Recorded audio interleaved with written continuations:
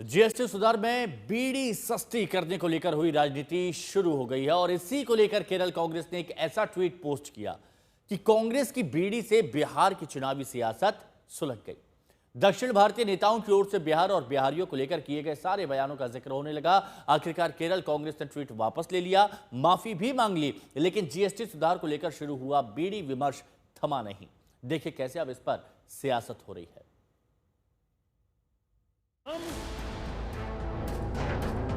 अमल में ला करके रखने वाले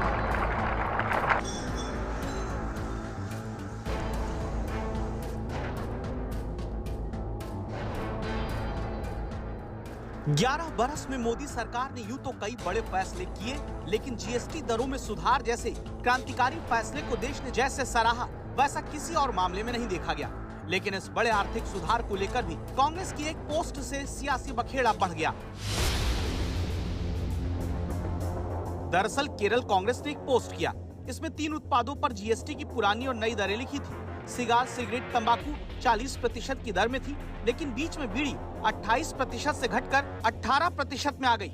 इसी बहाने से कांग्रेस ने तंज करते हुए लिखा कि बीड़ी और बिहार दोनों बी अक्षर से शुरू होते हैं, तो अब सिन यानी गलत नहीं माने जा सकते।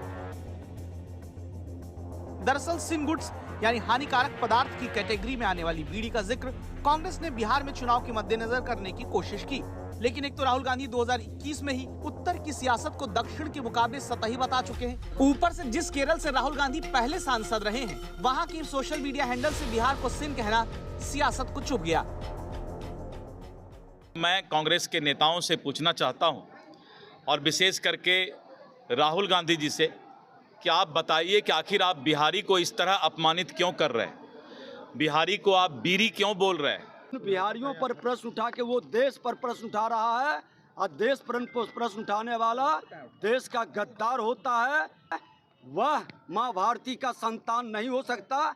ऐसे लोग सजा के हकदार है, कार्रवाई होनी चाहिए। ये तो बहुत बड़ा अपमान है बिहार के लोगों का, और ये सदैव से आप देखेंगे कि कांग्रेस पार्टी जहां भी कहीं दूसरे जगह सत्ता में रही है राज्यों में, हमेशा उन जगहों पे बिहारियों का अपमान हुआ है। कांग्रेस पार्टी को बिहार ने बी फॉर बुड़बक, बी फॉर बाल बुद्धि गैंडी कांग्रेस के बारे में बहुत अच्छे से औकात बता दी है 1989 से, इसलिए कांग्रेस पार्टी बिहार से दूर है। सियासत सिर्फ बीड़ी और बिहार की तुलना को लेकर नहीं हो रही थी, सियासी आंच उत्तर बनाम दक्षिण में श्रेष्ठता की सियासत तक भी जा पहुंची थी। लिहाजा खुद कांग्रेस के नेताओं ने आपत्ति जाहिर की। देखिए, किसी भी स्टेट को, किसी भी स्टेट के वासियों को किसी इस तरह की चीज से तुलना करना नहीं चाहिए। मैंने तो वो ट्वीट नहीं देखा है किस कॉन्टेक्स्ट में क्या किए हैं। अगर ऐसा किए हैं तो हम लोग कहेंगे कि उनको वापस लें, क्योंकि इस तरीके का किसी भी स्टेट के लोगों के साथ हम लोग बर्दाश्त नहीं करें। जिस केरल ने उनको जगह दी, उसी केरल के कंधे पर बंदूक चला रहे हैं। ये हाइड्रोजन बम और बीड़ी बम बनाना बंद करिए माननीय राहुल गांधी जी। नाराजगी बढ़ती देख केरल कांग्रेस ने पुरानी पोस्ट डिलीट करते हुए माफी मांगी और लिखा कि उनके राजनीतिक तंज को तोड़ मरोड़ कर पेश किया जा रहा है, इसीलिए वो माफी मांगते हैं। माफीनामे की पोस्ट के बावजूद बीड़ी का धुआं बिहार की चुनावी राजनीति में पसरा हुआ है, क्योंकि मामले में आर्थिक, सामाजिक और राजनीतिक रंग तीनों शामिल हैं।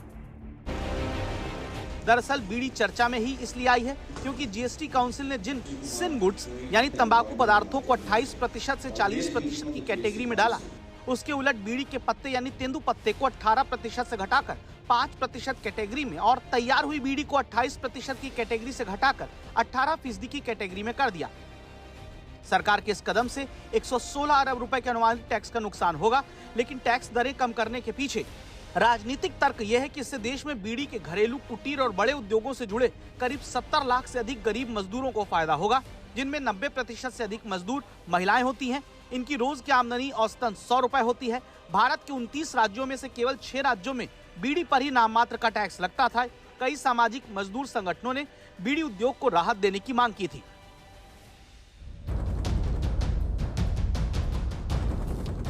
लेकिन सरकार के इस फैसले का चुनावी विमर्श ये निकाला गया कि आने वाले दिनों में बिहार और बंगाल में चुनाव है, इसलिए सरकार ने दोनों राज्यों में बीड़ी, तंबाकू की खपत और उद्योग धंधे में जुटे लोगों के नजरिए से ये चुनावी फायदा उठाने के लिहाज से फैसला किया है। देश में 49,82,000 तो रजिस्टर्ड मजदूर हैं जो बीड़ी उद्योग से जुड़े हुए हैं। इनमें सबसे अधिक पश्चिम बंगाल के करीब 26 लाख बीड़ी मजदूर हैं। देश में करीब 7 करोड़ 20 लाख से अधिक लोग बीड़ी पीते हैं, जो सालाना करीब 40,000 करोड़ की बीड़ी पी जाते हैं।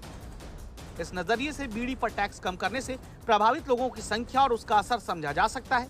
ये और बात है कि बीड़ी पर टैक्स घटाने को लेकर चिकित्सा क्षेत्र में तंबाकू उन्मूलन को लेकर चिंता बढ़ गई, क्योंकि एक तो इससे फेफड़े और दिल की बीमारियों से लेकर कैंसर तक की बीमारियों का खतरा बढ़ता है। 2020 के एक आंकड़े के मुताबिक भारत के गरीब लोग सालाना 805 अरब रुपए तंबाकू से होने वाली बीमारियों पर खर्च करते हैं। इनमें बड़ी संख्या बीड़ी मजदूरों की भी है। 92.5% महिला बीड़ी मजदूर ब्रोंकाइटिस से पीड़ित हैं। 77% को सांस लेने में तकलीफ होती है और 75% को पीठ के निचले हिस्से में दर्द की शिकायत है।